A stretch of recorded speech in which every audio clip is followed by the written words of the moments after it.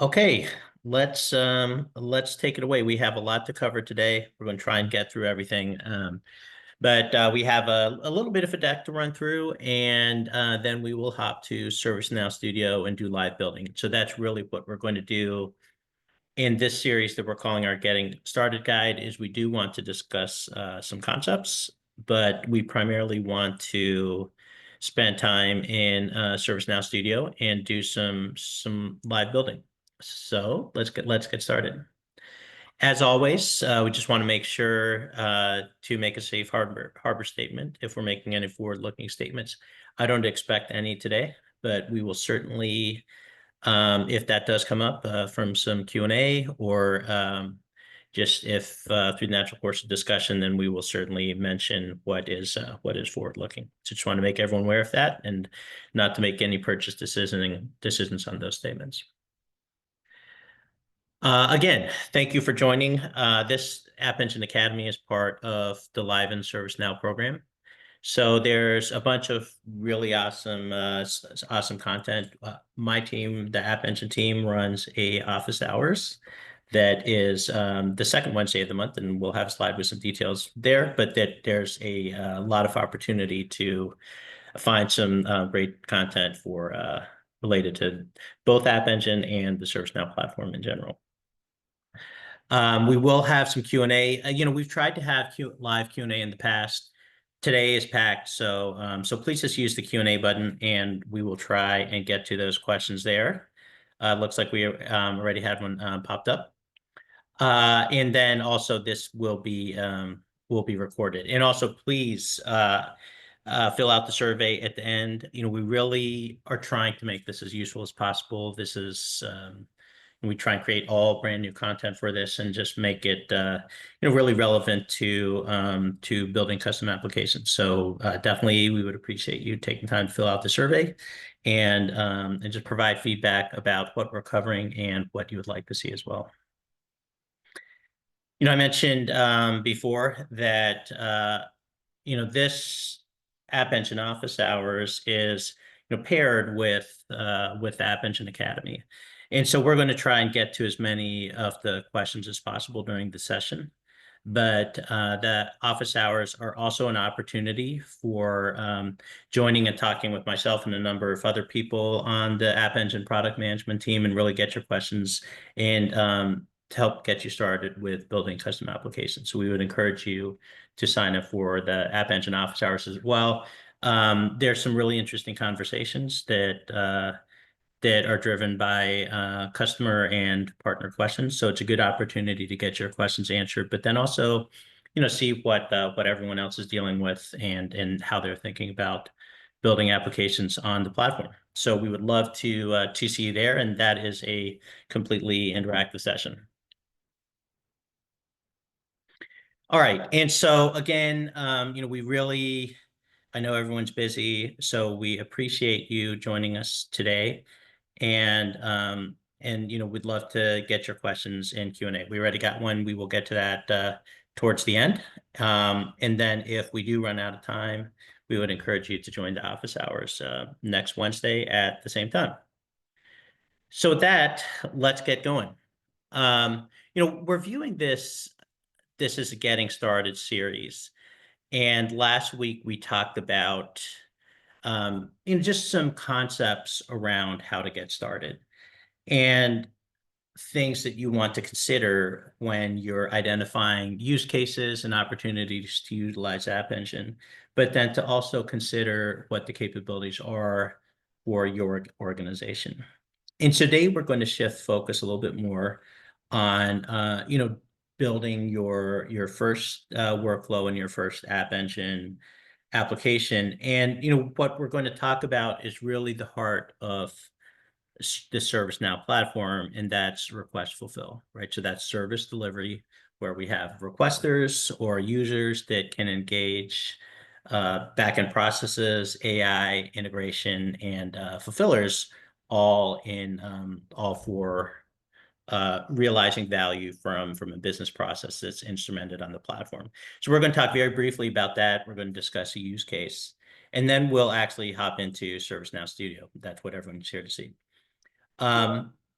So, forward looking, what we're going to do is take this concept of this initial build and then look at opportunities to utilize other capabilities of the platform to build those, and then to how we can take a look at this initial workflow, this initial request fulfill process, and then how we can make it more valuable, how we can add additional services and group them both from a fulfiller in a departmental perspective, but then also on a service portal that where fulfillers can, or where requesters can find those functions.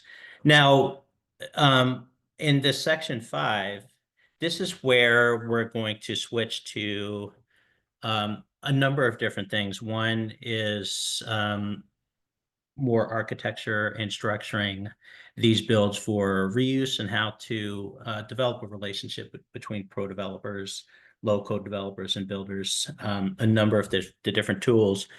But really what we're also going to do is focus now on Now Assist and platform intelligence. And so that's where we'll look at Now Assist Skill Kit, where we'll look at Agent Studio, Agentic AI, and again, build on this process that we're going to structure today, improve over the next few sessions, and then really look at how we can use the AI capabilities in the platform to introduce even more efficiency and capabilities into that process. So we're here today where we'll be focusing on request fulfill, or an initial request fulfill workflow, and what that looks like to build very quickly in the platform. And so, we've talked both the last session and some sessions before about where custom applications fit into the overall ecosystem. Oop, I have not sure what's happening, but let's see. This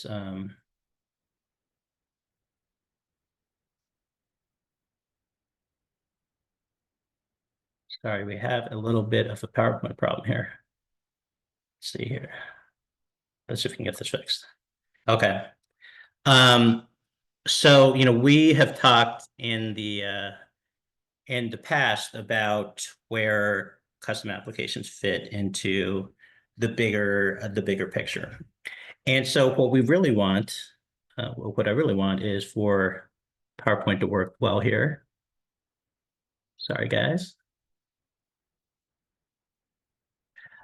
Is to think about platform capabilities.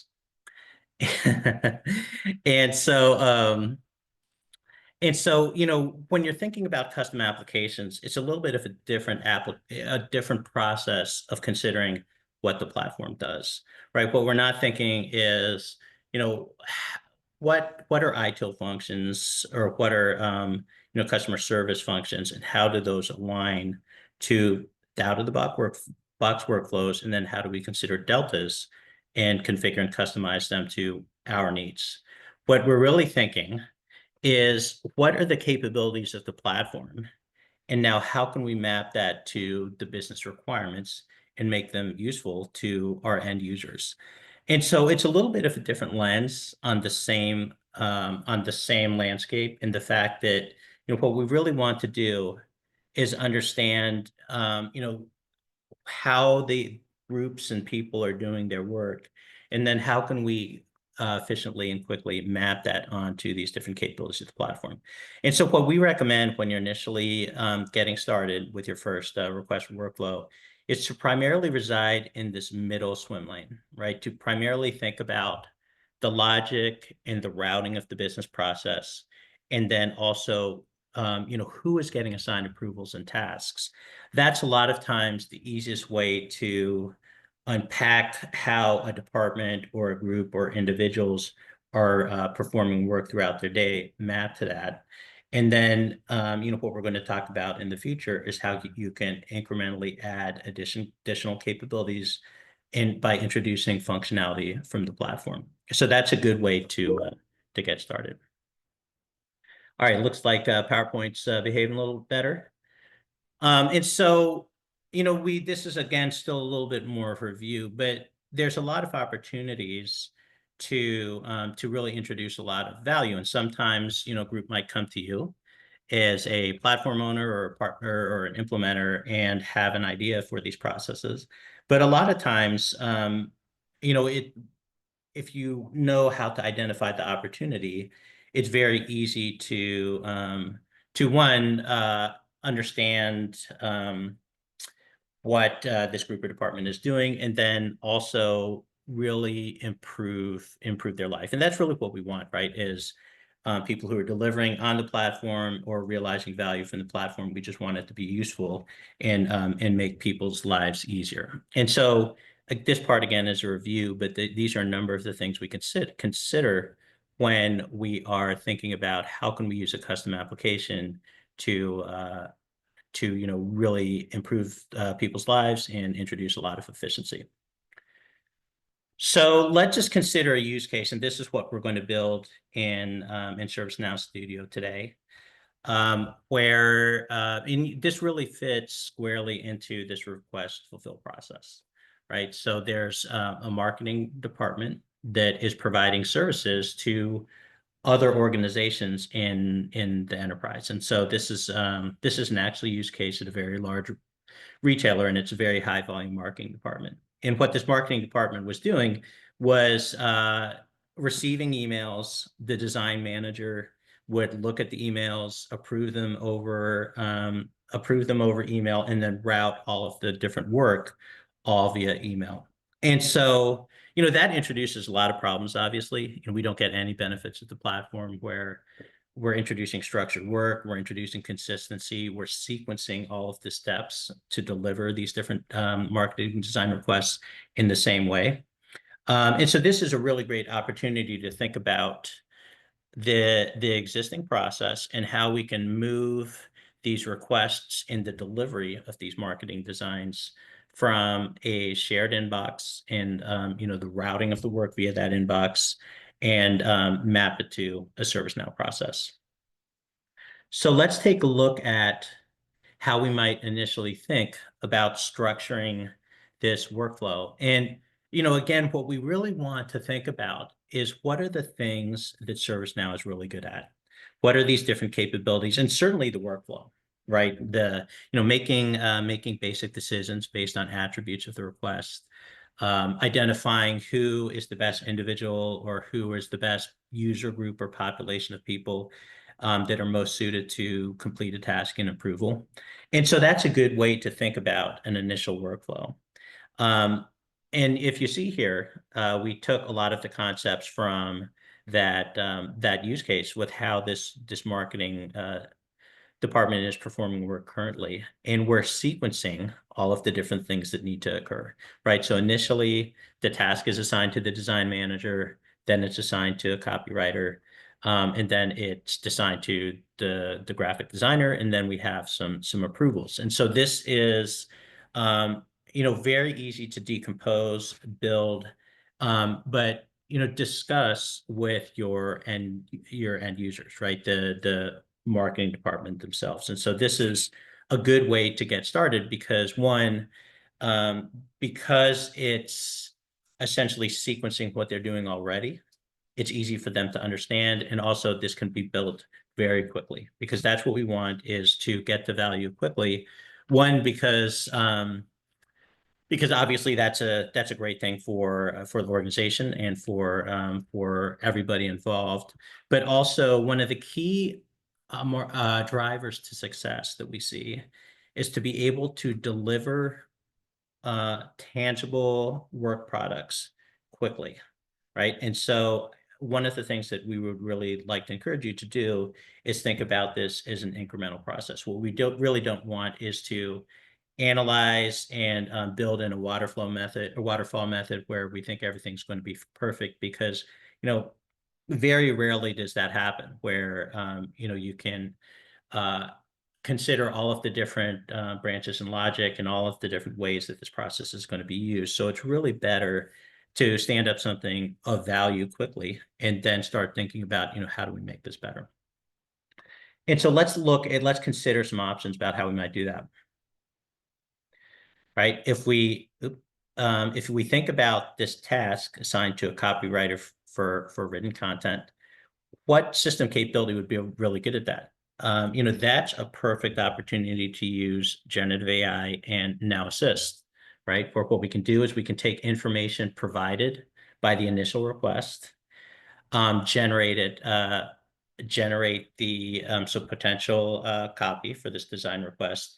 And now what we have is maybe an approval or a modification that's assigned to the copywriter. And so this is a significant savings in the level of effort that the copywriter might need to do, because now um, they're not starting from requirements. They're starting from, a reasonable inference that was generated by an LLM, and they can adapt it from there. So that's one opportunity. Another here is if we take the approval that is assigned to the branding team, is, maybe we can use another capability, decision tables and decision builder in the platform, where, if it's internal or customer facing, maybe this approval doesn't need to happen. Maybe if there's particular customers that this would be utilized for, then approval can be automated. So just another way to think about, how can we take this business process that we have built and is being used, and now look at adding additional efficiency and additional capabilities by utilizing all of these other platform capabilities that are available to us.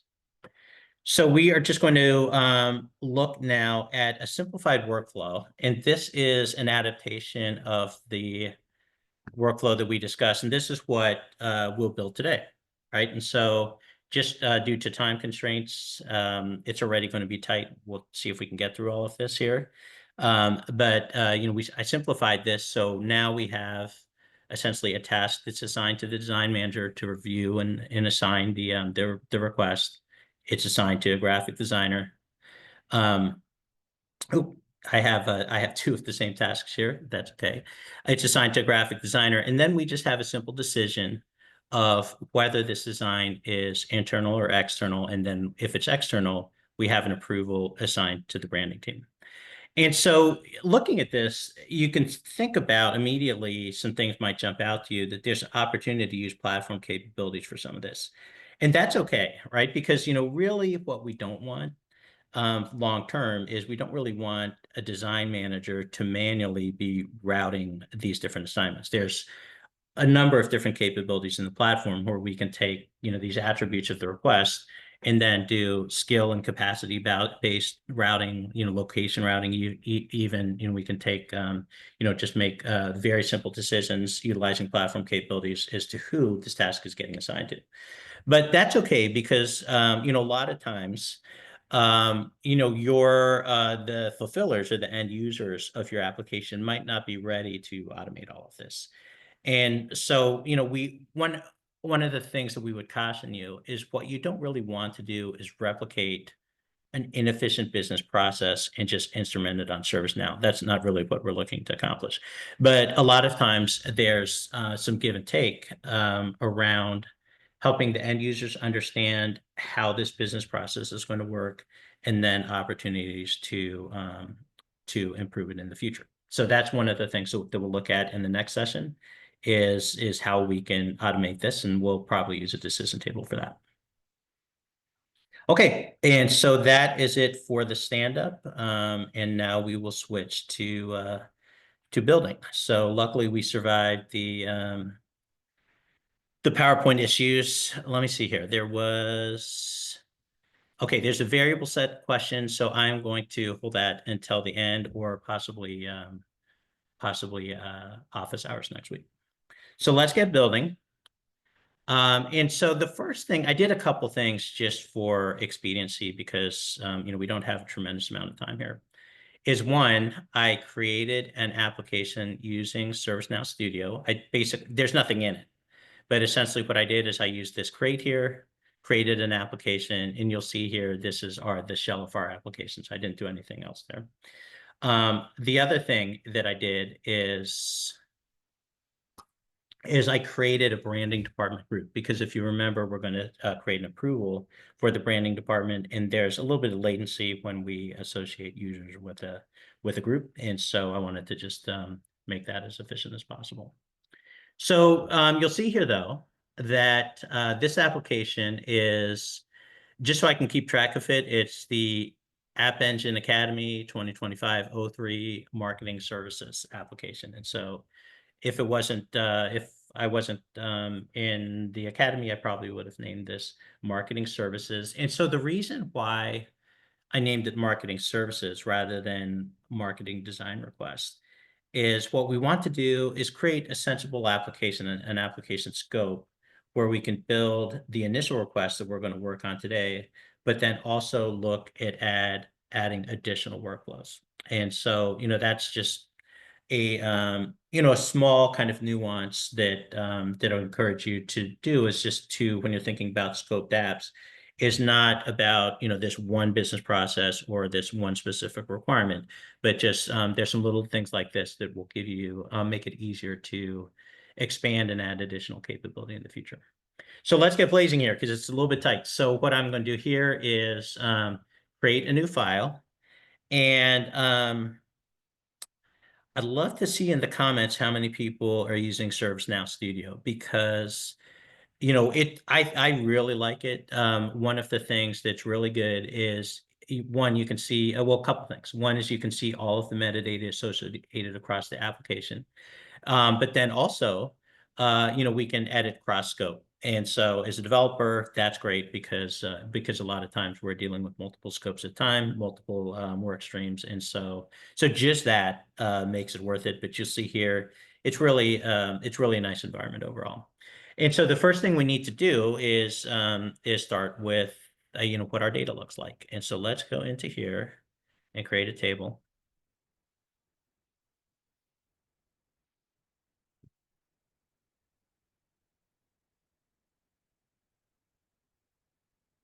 And Suda, I see your hand is up. I'm not sure if you were hand raised for using App Engine Studio or a question. If you wouldn't mind, if you do have a question, if you wouldn't mind putting that into the Q&A, we'll try and get to that at the end. So here we want to create a blank table. And then, we talked about this before. This is a really important concept, right? When there's a work product, there's a workflow, there's things that are occurring, where there's assignments, there's approvals, and this is a task. What we really want to do is utilize one of the hero tables in the platform, the task table, because this will enable us to associate work notes, to assign an SLA. It's really critical to extend the task table for anything that is involving, the relationship between requests and fulfillers. Lookup tables or data associated with supporting a business process. That's really what we want to, that's really when we don't extend the task table. All right, so I'm going to extend the task table because this is a marketing design request, right? So let's label this. Request, and let's see here. I'm going to give this an auto number, like what we always want to do for when we extend the task table. And I'm going to create a marketing design request prefix. So let's add this table. And you see here, one of the nice things, a couple of things that you're seeing is this instance has been enabled with an App Engine entitlement. And so when we interact with tables, workspaces, there's a number of builders that are specific to App Engine. And so this one, again, is specific to App Engine. And this is really handy because, one, it makes it a lot easier to work with the data, but also, it's really guiding us to create some roles here that make a lot of sense. I'm creating, by default, there's an admin and user role. And so what I've done here is the admin will have full CRUD operation capabilities, and a user will not be able to delete any of the requests. All right, so let's continue with that. And let's create the table.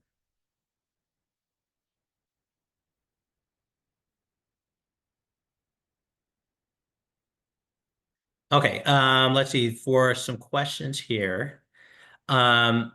Is this application scoped or global? Good question, and I should have mentioned that when I created the shell of the application, I created as scoped, and we would encourage you, whenever you're creating an application, you should create it as scope. That's generally the best practice. Certainly, when you're dealing with some out of the box products, ITSM in particular, since there's a lot of global, that deals with more global scope than maybe some of the other products. That's where we really see global more.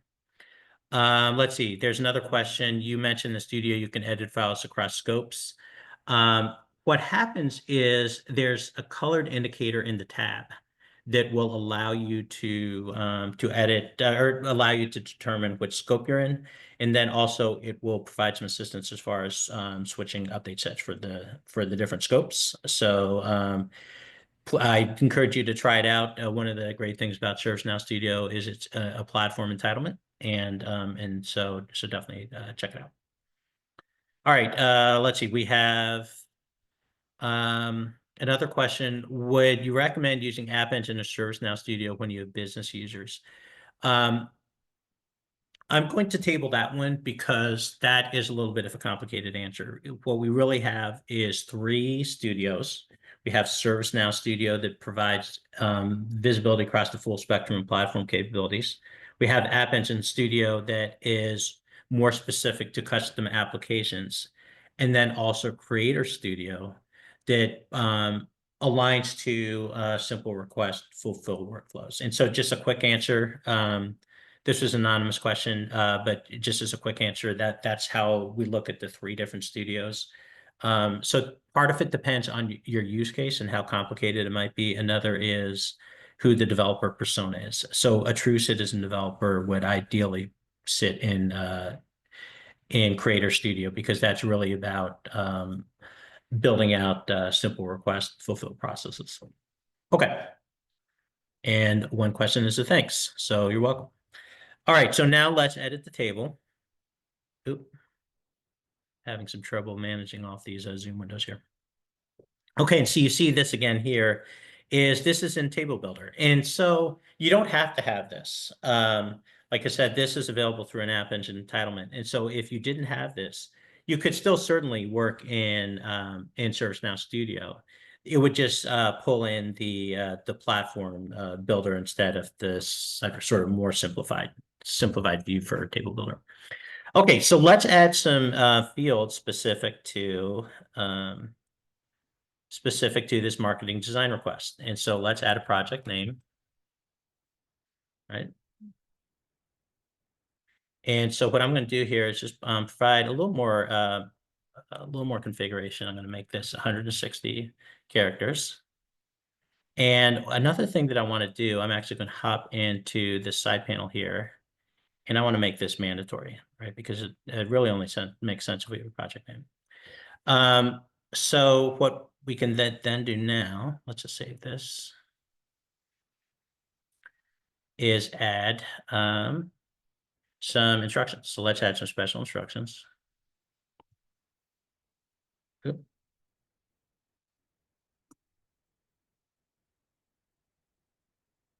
And so for this one, I'm going to make this longer, just like close notes and description. I'm going to make this 400 characters.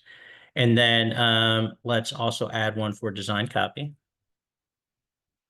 So this would be any content, text-based content in the design.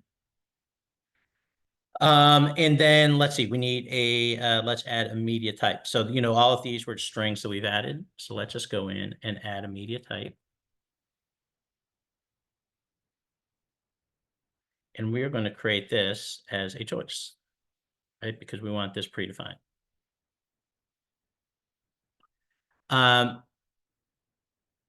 And so we were going to create a dropdown with none. And so just a quick comment.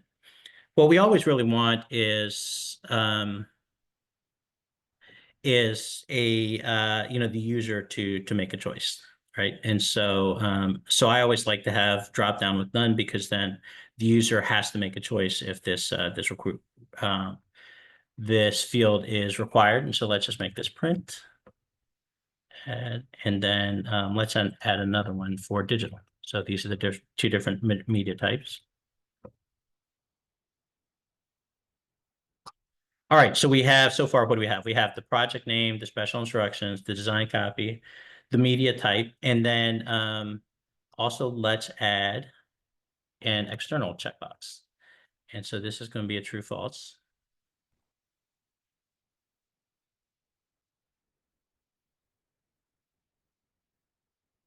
Right. And so, just a comment about these different string variables and then the choices in the true type, the true false is, what we're going to use these fields for hooks to make decisions later in the workflow. And so that's one of the things to consider is that, sometimes that you need a free form text field for one of the requesters to provide information like a description of the project.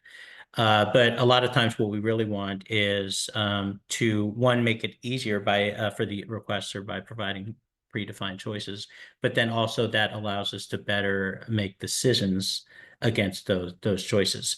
We can make decisions against those free form fields, but that's really where you get more into like agentic AI or LLMs, where it can interpret some of the free form text and provide a decision or an outcome. So another important thing that we also recommend is looking at the state field. And so this is something that the state field is important to the system, right? Because this provides us visibility into the different steps that are involved in service delivery. So by default, we have these different choices that we've inherited from the task table. And I really like these builders and how they tell you essentially if it's, if we're accumulating this field and all of the settings from the parent table, or if we're specializing it for our specific needs, right? And so this is a good option for us to do this. And so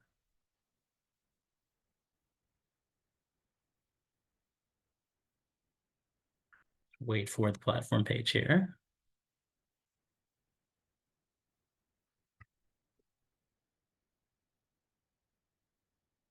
Okay, well, this is loading. Let's just look at the Q&A. So just live. Let's see.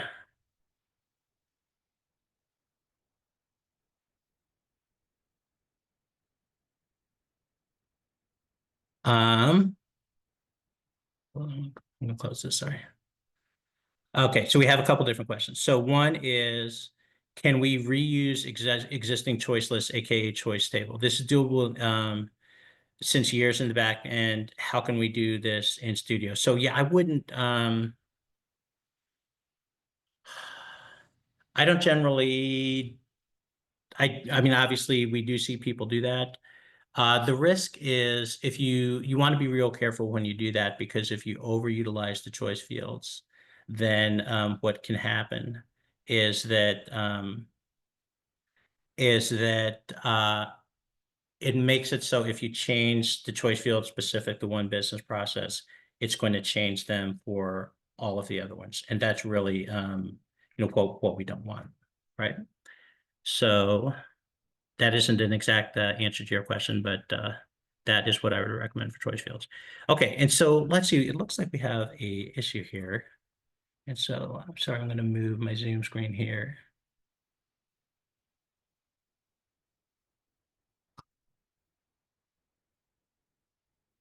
Okay, so it looks like I might have created this table in the wrong scope. That's okay. So what I'm not going to do in this demo is change the state field. So let's go though now and refresh this and open up the table. And then go to the forms. And so what we want here,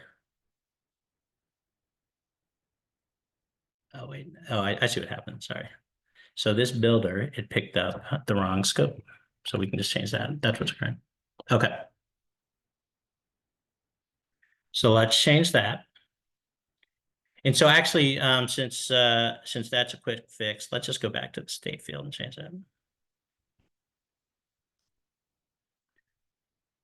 Because like I said, this is a really important part of the process, because what we want is to specialize this for this process. And so what I'm going to do is I'm going to create, let's see, I have it written down here. Oh, I'm going to utilize this work in progress to awaiting approval.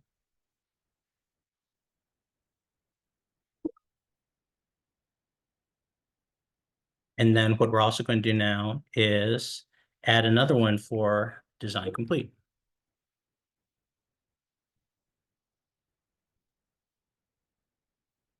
So we want this to be 8, right?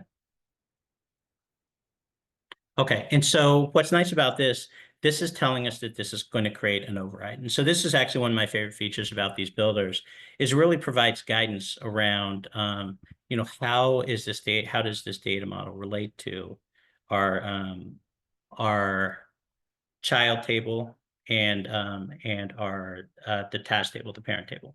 Right. So now we're running a little behind, so that's okay. We can always pick this up at the next one at the very beginning, the next academy at the beginning.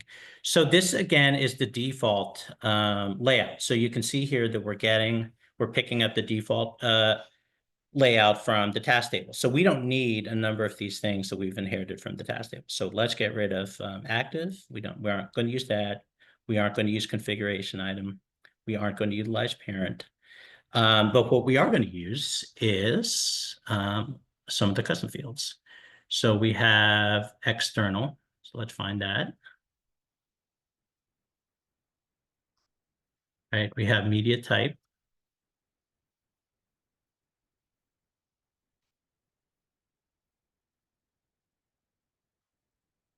A project name. We aren't going to utilize short description. But then what we also have is special instructions.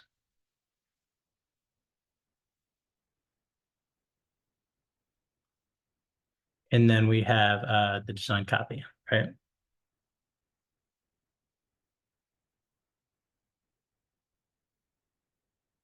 All right, so let's save this. And we're getting a little bit tight on time here.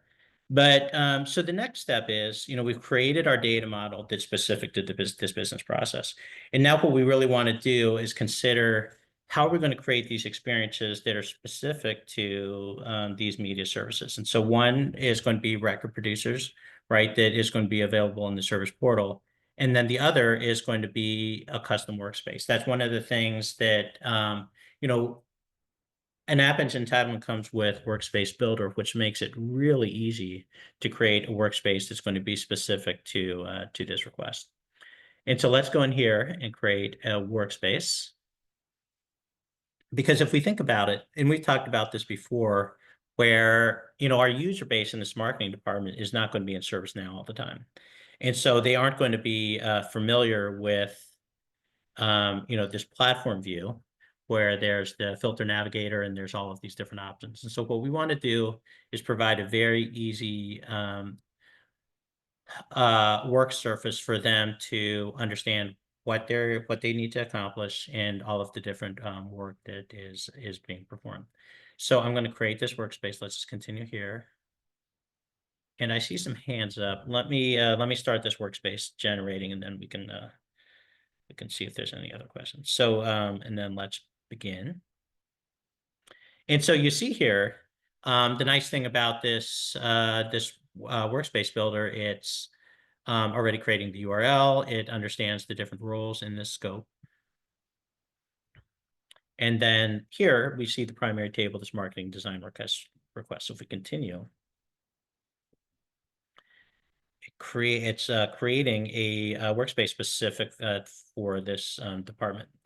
Oh, and so there was a question is where was it indicated that you were working within the wrong scope? Let me click on edit here. And so, all of the builders that are native to ServiceNow, or ServiceNow Studio, it understands how to switch the scopes.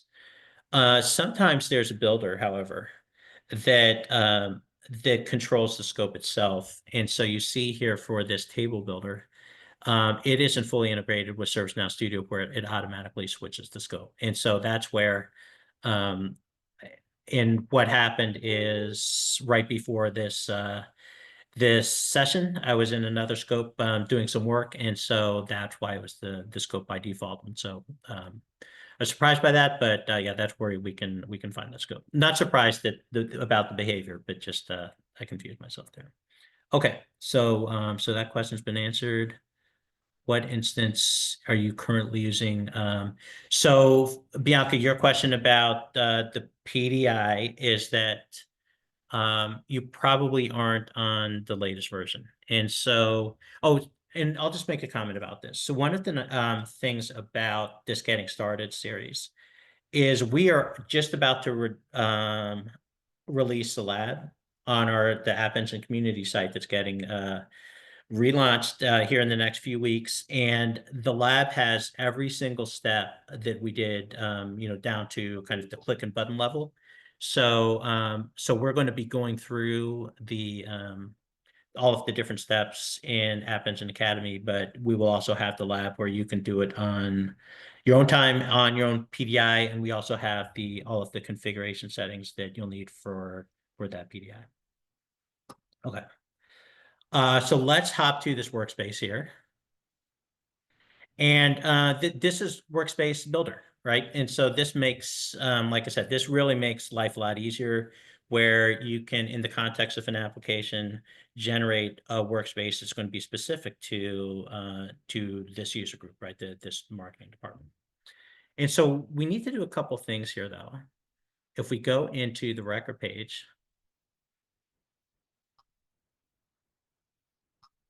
for the builder, let's see. Oh, I don't think I saved the form here. See, let's just preview this. Hold on here. Let's preview this really quickly.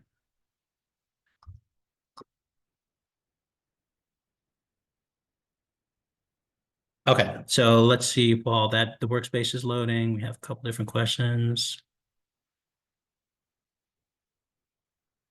Suda, I will turn on your mic. And so you had a question? Oh.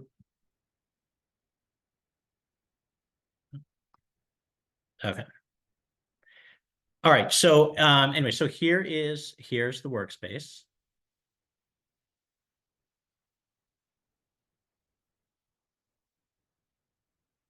Right, that's specific to the request. And actually what I'm going to do, since we're so tight on time, I'm going to skip configuring this page right now and just create the record producer so we can create a request.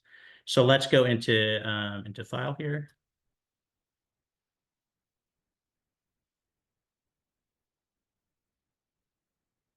Okay, and then what we're going to want to do is go to user interface and then a record producer.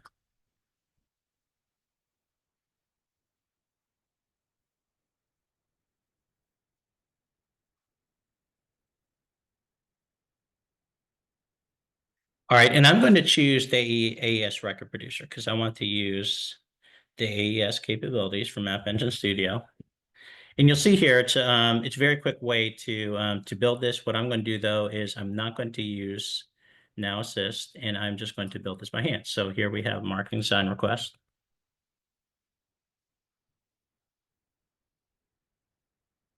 Right, and then continue to destination. This is where we're going to persist the results of the record producer. And we talked in I think it was last session, but we talked about the difference between using request in a catalog item and then a record producer writing to a custom table. And this is one of the major benefits, right? Is the output of this record producer will be getting written to this table. So it's a lot easier to interact with that data rather than having all of the requesters' responses stored in variables which don't actually exist in the table. So I'm just going to choose the standard service catalog. So that's where the that's where the record producer will go. And in categories, I'm going to select the departmental services. Okay, and then let's continue to questions. And really what we want to do is recreate the different questions we have. And so this question, the first one is going to be text, and this is going to be single line. And so here, this is where the power of this record producer and the custom table is now we can write the value from the record producer to the actual table. So this is going to be project name.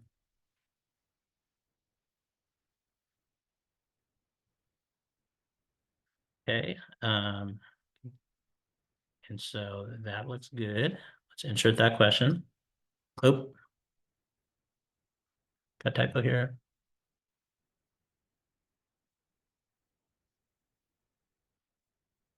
See, very easy. Let's create another one, and this one's going to be special instructions.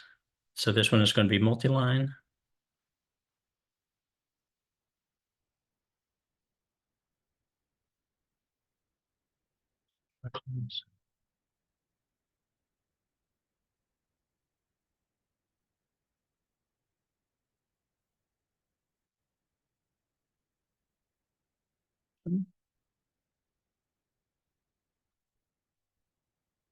Design copy.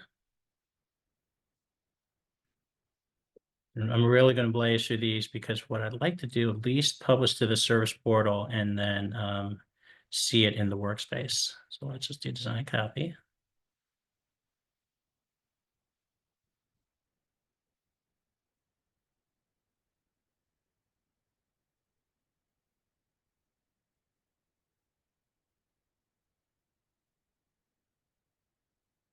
And then we have two more, right? We have media type. And so we know that that is a choice.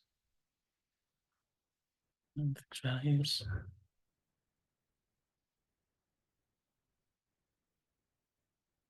Media type.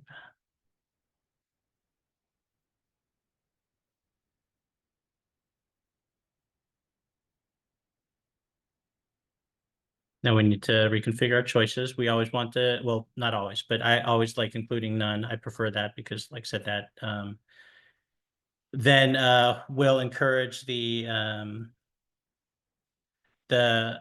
requester to provide a value rather than possibly accepting the default and missing the one that they actually want. And then we need an external, and then we can publish it and then go to the service portal and see at least it all flowing through. So let's add the final question here.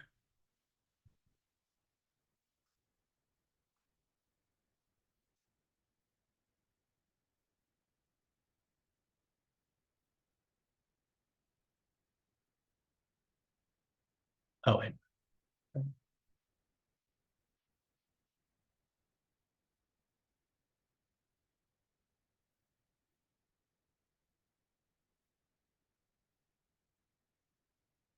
Map this. Hurrying just a little too much. So we have external. Let's name this question label external. And then let's insert that. And we see here that what we can do is we can preview what this record producer is going to look like. So that's really helpful.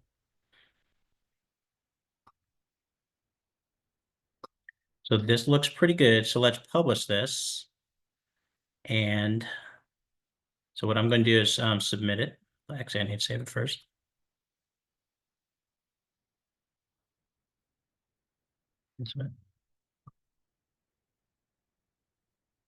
Okay, so now what we can do is we have our workspace, right, that's specific to this marketing department. And we'll go back and make this more useful. But what we can see already is that, all of these different views on this data are specific for this marketing department.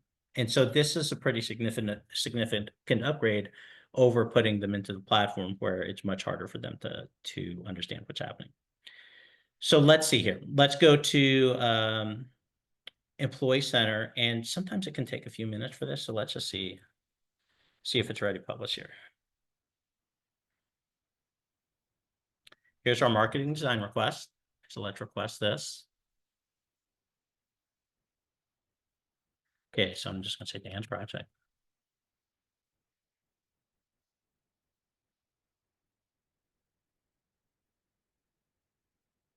Academy. Just gonna fill this out very quickly. The media type is digital. Oh. I put media instead of digital. That's okay. So we'll change this to print and then external. And so let's just submit this.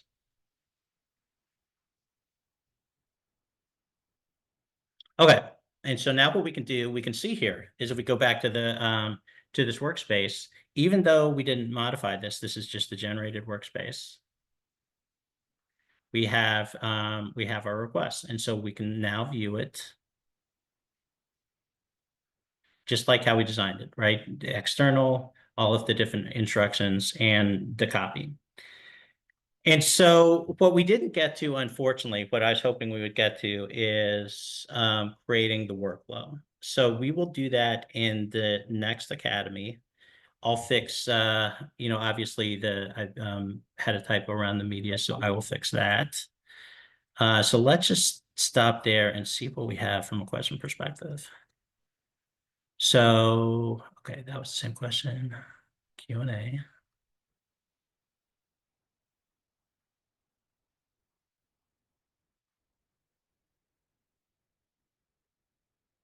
Sorry, I'm just trying to manage all of the different Zoom windows here. Here we go.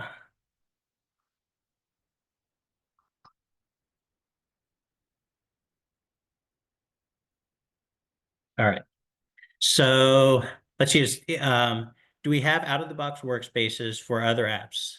Another question is, do we have options to collaborate, Now Assist, or other features? And so, yes, there are out-of-the-box workspaces, service operations workspace for IT service delivery. There's the FSM and CSM workspace. So they're definitely out-of-the-box workspace for apps.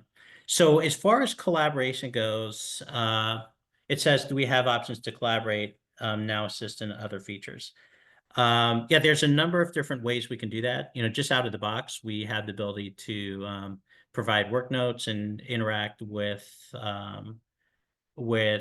other fulfillers. I mean, I think there's a variety of ways to do that. Let's see.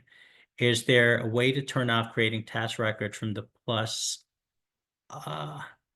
option? The app I'm building, I don't want people creating records from there. So I assume, Eric, that your question is around this plus here. And so what's interesting is in Workspace Studio, I haven't actually tried it. Let's see here. I know that, sorry, I'm just having a Zoom window explosion. So let's hold off on that. There is a way to, I'm not sure, I haven't seen, let me take a step back. I haven't seen a way to remove all options entirely. What you certainly can do in Workspace Builder is to control which tasks or records are created from there, but I will take that as an action item, and we will talk about that at the next session. Okay, so we're almost out of time, so let's just recap. We had a few issues in building, but essentially let's think about what we did is we took this marketing design request requirement, and then what we did is we first initially built our data model. And so that is this, this data model here, right, where we were able to use our table builder view to add the different columns and configure them, add the form to determine, or configure the form to determine how they were going to be displayed. We went in and created a workspace, right, that gave our fulfillers, our marketing department fulfillers, a single place where they can go and view all of the different tasks and the things that need to be accomplished. And then we very quickly created this record producer and published it to Employee Service Center. So unfortunately, it took a little bit longer than what I had hoped, due to the scope issue and a couple things like that. But what we will do in the next session is take these different ways for our end users to interact with the platform, from the request side to the fulfillment side, and then connect those in, and then connect those in Flow Designer, right? And so it's as easy as from within the context of the table, clicking on flows, and then starting this process here. So let's do one final check. We just have a couple minutes, see if there's anything else we can ask or any other questions we can answer. Let's see, Joe Jeffcoat asks, is there a consolidated listing of all the various studios and builders that also includes the name changes, AES, ServiceNow Studio, Flow Designer, UI Builder? One of the things that we do want to cover, we mentioned it very briefly, is the relationship between all of the different three, or all of the different studios, the three studios. And so it's a combination of how who's building it, and then the level of complexity for the application. So I think we'll stop right there. Thank you everybody for joining. We had a little bit of some challenges building these things out live, but I think eventually got to where we have the data model and the workspace and the rec producer. And next session we will build out the flow and then switch to the second step, where we can look at introducing playbooks and decision builder and further improving this process. So thanks again, and appreciate everyone joining.